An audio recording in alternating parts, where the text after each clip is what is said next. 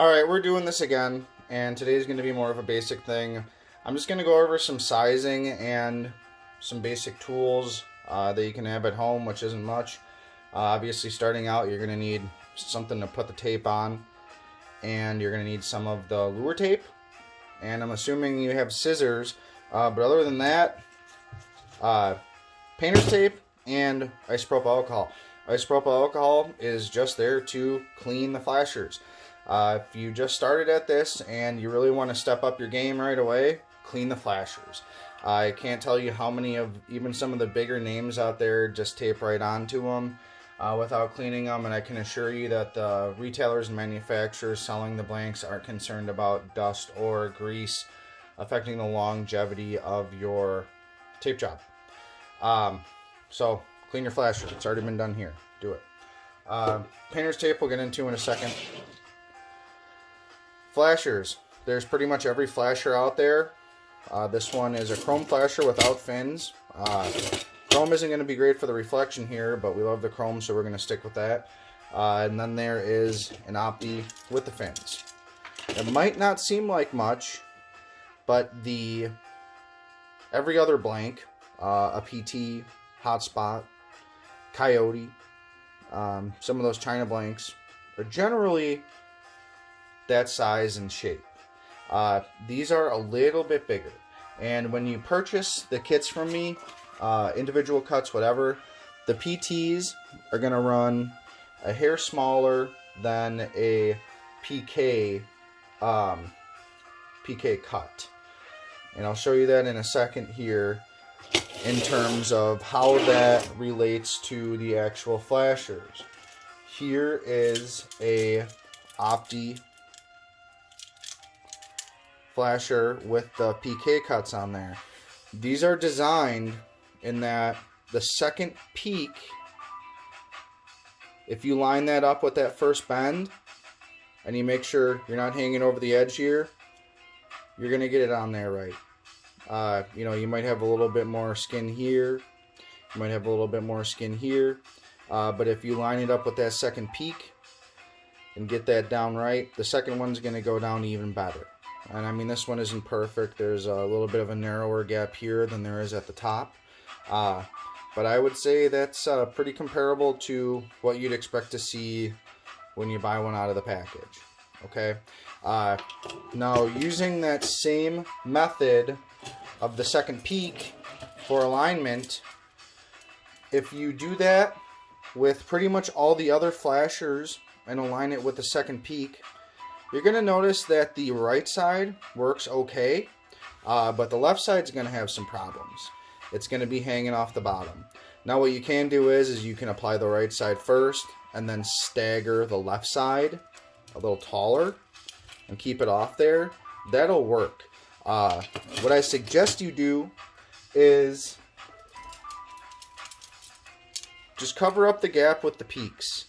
And if you notice, you're going to be showing a decent amount of skin, but if you narrow up that flasher or narrow up the spacing between the PK cuts, you're going to notice that it's going to look quite a bit nicer.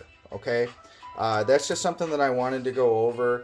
I like to keep the individual cuts as true as possible, specifically for the people that are buying the transparent layers to layer over flashers that they already purchased.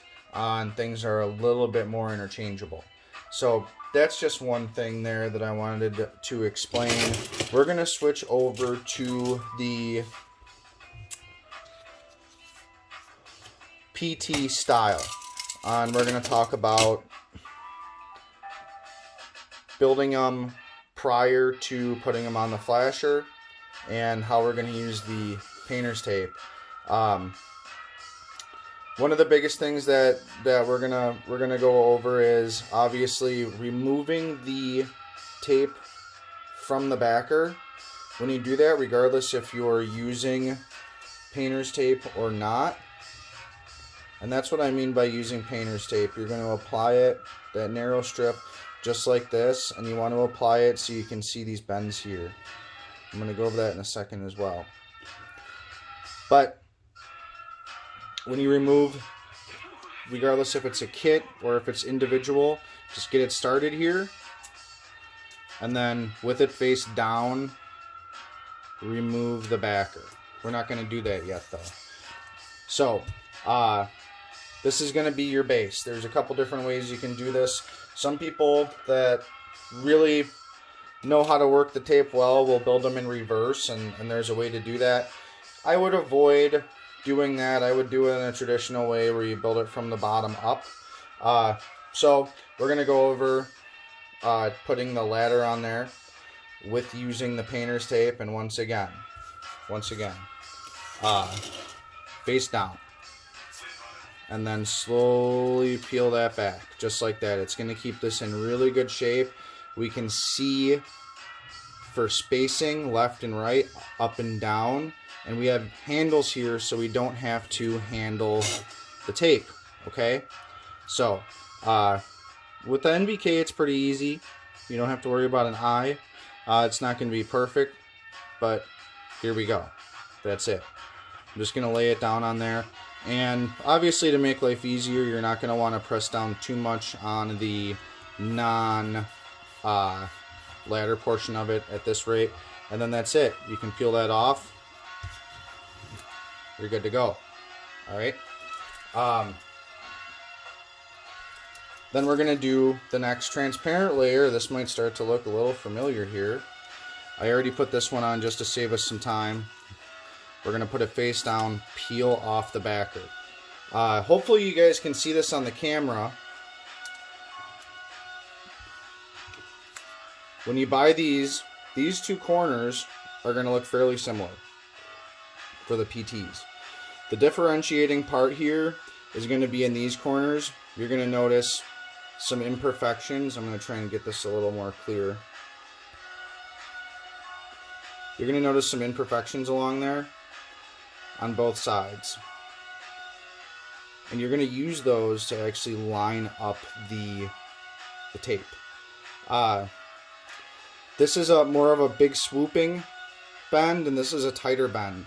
The side that we have here is for the tighter bend, okay? And that's the tighter bend is I like to put that on the bottom, so that would be on the left side. But what you're going to do is you're going to use this handle here, and you're going to find those little imperfections on this bend. And I'm doing this quickly so don't waste too much of your time. And there you go. So we still haven't even handled the tape yet. Alright. We're going to peel this back. Boy, oh boy, is this looking familiar or what? So now, applying the entire flasher, we're going to use one of our strips here. Same thing we've been doing here, but we're going to do it on the whole. Now you have a kit. You just made yourself a kit, alright? And just like that, we got our painter's tape. Flip this over. Okay? And here we go. I like to put them like this when I line them up on there. I like to have them sideways. And now with the painter's tape, you got your handles. You can kind of see what's going on here. I'm not going to waste too much of your time.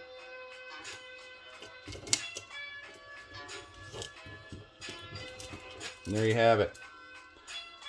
Generally, see, one thing that I would suggest, I guess it works out pretty well for this video here, and I was going to go over this anyway, is you don't want to go too far up top. You know, obviously, this is the front and the drag from the water. If you go too far here and this is hanging off the edge, chances are your tape job is going to fail. There you have it. And, you know, this is just some real basic stuff that it may look familiar, but you can see how working with what all appears to be intertwined or interchangeable, whatever, there are some slight differences that can make a vast difference in how your flasher looks, how long it lasts. I don't think it really affects how well they bite it if the tape isn't falling off. But we'll be back with another one, hopefully something a little more exciting next time. Thanks, everybody.